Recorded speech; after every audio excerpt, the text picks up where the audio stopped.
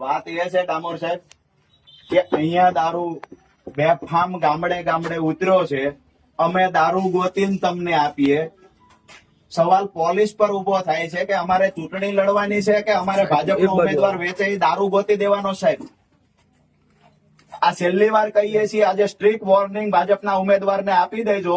હવે દારૂ પકડાશે સાહેબ તો અમારું કારણ વગરનું પોલીસ સાથે ઘર્ષણ થશે. પોલીસ શું કરતી હોય અહીંયા? ઓલા બંદોબસ્તમાં ઓલા મિનિસ્ટરોની પાછળ પાછળ પોલીસ ફરે છે ને અહીંયા ભાજપનો ઉમેદવાર ગામડે ગામડે દારૂ ઉતારે છે. આમાં શું કાર્યવાહી કરશો સાહેબ?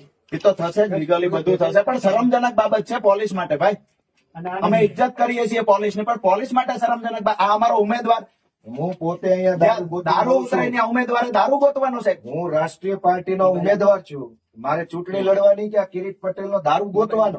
અને આના તો માલિકને પોલીસ શું કામ કરશે? આ મકાન માલિક જીવન